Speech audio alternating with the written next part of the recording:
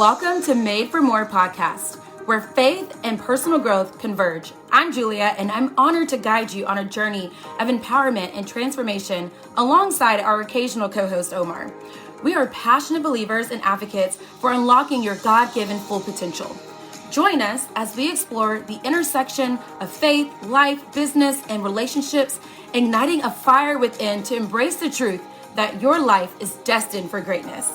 Together, we'll uncover strategies, insights, and stories that inspire and equip you to become the best version of yourself. Get ready to embark on a fulfilling quest towards personal and professional fulfillment, guided by faith and the unwavering belief that you, my friend, are made for more.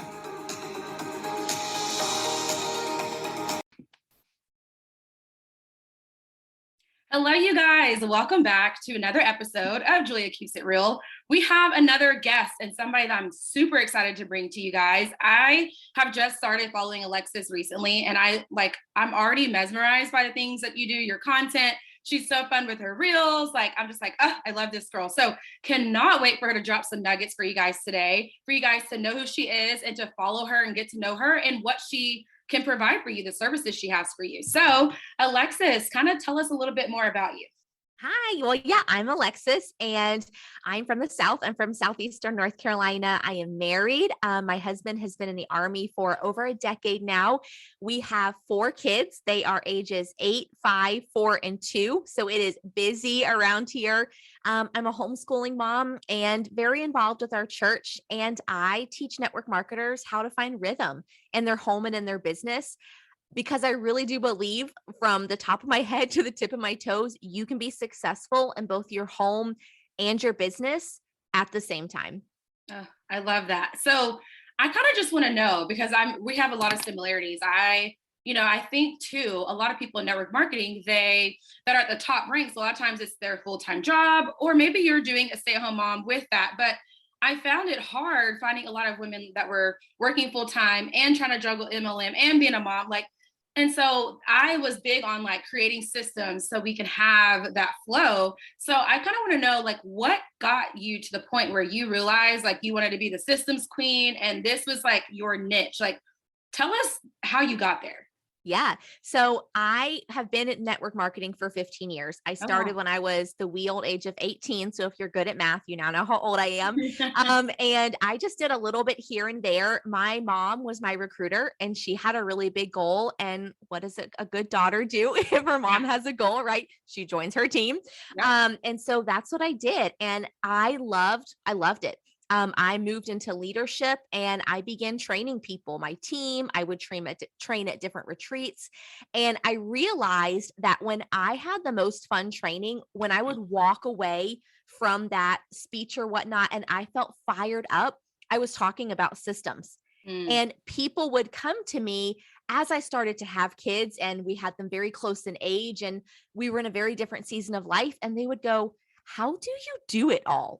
And I just thought, I just do it, right? I just thought, and I realized, I stepped back for a moment and I thought, oh, it's not because I'm great, because I mess up all the time and I'm definitely far from perfect, but I have systems.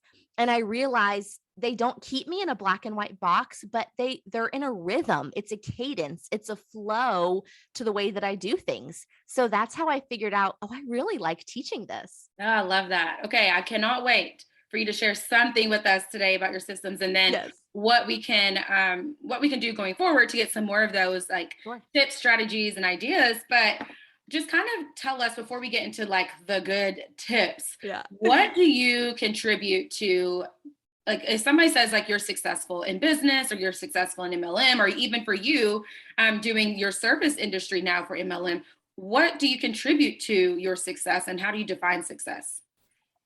That is a really great question. I used to define success differently. If you would have asked me 2 to 3 or more years ago, I would have defined success as what I put on my goal poster. And if we're being really real, if it's just you and me, I put things on my goal poster because I thought that's what I was supposed to put. And I moved my life and the way I worked and everything to work towards that. And they weren't bad things. No one ever told me you had to put this on there, but I am a recovering people pleaser. And so I thought If I want to be liked, if I want to be loved, I need to have X, Y, and Z as something that I'm working towards. And so it was really hard when I wouldn't reach those things. So those were moments when I did not define myself as successful because I didn't reach these things.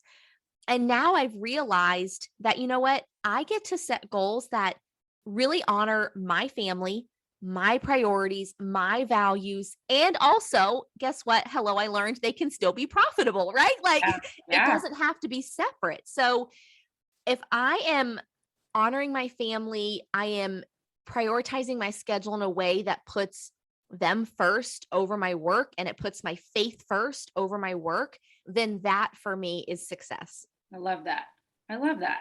And so, how do you overcome any challenges? And maybe let's talk about like when you were more in the MLM space, like, and you're trying to recruit and you're trying to get sales, or you're having a slow month. Like we've all heard about the J months, like January could be for, depending on, your obviously health and wellness, you're like booming in January. Yes. But you know what I mean? Like just kind of tell us in business, how do you overcome your challenges? For me in particular during that time, or how I work with my clients now? You could do both, or whichever one floats your fancy. Yeah. I'm here for whichever. Well, I mean, I guess I can share a story, in those months that were slow for me, Mhm. before I realized that it was okay for me to set a goal that I really wanted for myself.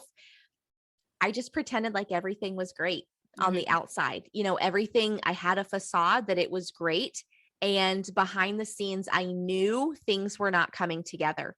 Mhm. And so what did I do during those times? I just thought, well, I just have to work harder. Actually was just talking with someone about this, about the phrase short-term sacrifice for long-term Yeah. gain. That was my mantra for a lot. And there is a time and place for short-term sacrifice. There absolutely is. Right. It had just become more than short-term for me. Yeah. Of You course. know? It turns into like a couple of months, like do a 90-day run, and Yes. then you're like, no, go further. Like now we got to hit that promotion, the next promotion. And then you look back and it's years later. Yes, exactly. And that was my story, because you're right. It's like I'm going to do 30 days of this or 90 days of this, and you get there. And for me, if I didn't reach it, I thought, well, I'll just do another month. Mhm. I'll just do another quarter. And if I did reach it, I was like, oh, I like this. I'm going to do this again. Yep. And I never stepped back and took a bird's eye view almost holistically at my life. Like, is this working for my Right. family? Is this working for our schedule? So I mean, when I was in the thick of it, that's what I would do. Like when I was having an off month. Yeah. So how do you help your clients then Yeah. overcome challenges? Well, like I just alluded to, we really look at what their intentions are. And we do that by taking a bird's eye view. Like, Okay. what do you want your schedule to look like? Mhm. Do you not want to work at night? Right? Mhm. Is your husband only home on the weekends because he works during the week and out of town, and you don't want to work on the weekends anymore? Well, Mhm. if you are working 3 different parties or 3 different sessions on Saturday and 2 on Sunday, and it's the only time you have with your husband, you can step back and you can take a black and white look at it. And I believe, our emotional lens is so important, but sometimes we have to take that hat off. We Yeah. have to put our black and white business hat on and say, is this working for me? Right? Right. If you say my weekends are really important for me, and you're holding 5 to 6 trainings and parties and all of those things, it's not wrong or right, but you have to now make the decision. Is that what I want to do? So we just like step back from it, look at it. Does it reflect what you want? And then you can jump back into the thick of it and either keep going or pivot. Yeah, I love that. So let's get into like the nitty gritty. Okay. Maybe share with us like your best systems hack or tip or something for business. And then kind of let us know if we want to go deeper, what programs or services you have for us with that. Yeah, sure. So one of the things I always love to talk about is a brain dump and a mental walk. And I actually just put a reel out. So if you'll see it on the cover, it's a brain dump mental walk. It's 5 simple steps to do that. And I really just feel like that is a really great tip. It's one of the first ones I share, but I actually want to share one about putting your home to bed and how Mm. you wake your home up. And I know you said business, but I really believe we are one we're the common denominator. Like we are one person, you know, like if we have an off day at work, it seeps into our home. And if we're having a sideways day at home, it goes into our work. And so I really believe, especially for those of us that work from home, this can be valuable. But if you think about the way that you put your home to bed at night, you really do that in a way that reflects the way you want it to look in the morning. So I'll give you an example. For me in the morning, I have 4 young kids. When they wake up in the morning, would you bless you. When I wake up in the morning, I don't like to cook breakfast. It's just not my thing. So I want a simple, easy breakfast. My kids are always thirsty when they wake up. Their nighttime cups are empty. Well, 3/4 of them can't open their own cup. So I'm having to do that. And so I realized, okay, I don't want a stressful morning like this. I want to be able to have an easy breakfast. I want the kids to have water there. So I started to think, what kind of morning do I want? And it actually crafted the way I put my home to bed. I love that. So the way I think of it is I want what I want more than what I don't want. Because what I don't want really is I don't want to do the dishes at night.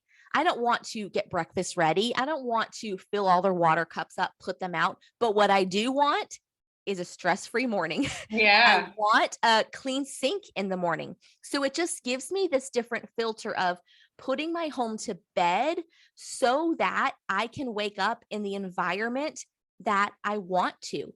And, you know, research shows that when children wake up in an environment that is stable and that is consistent, they feel loved, they feel secure.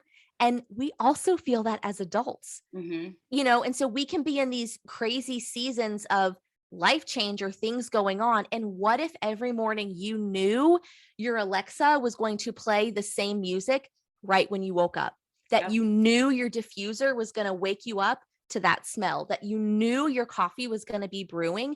So I love to teach how to put your home to bed because it wakes you up a certain way.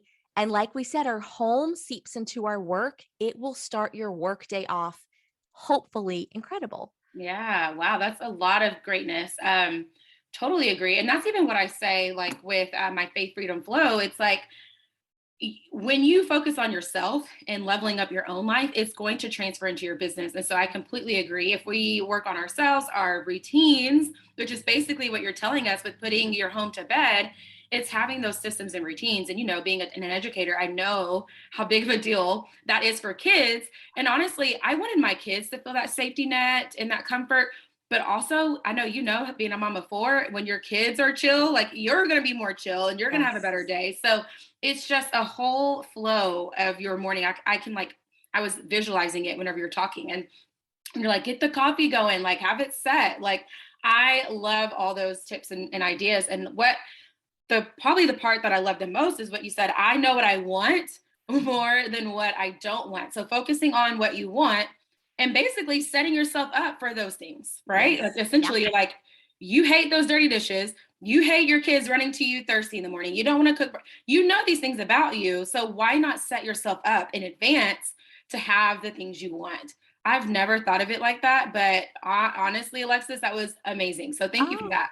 Yeah. So, and it works for any season of life. You could have no kids, you could be single, but think about, what do you want in the morning? How do you want to walk to your office desk?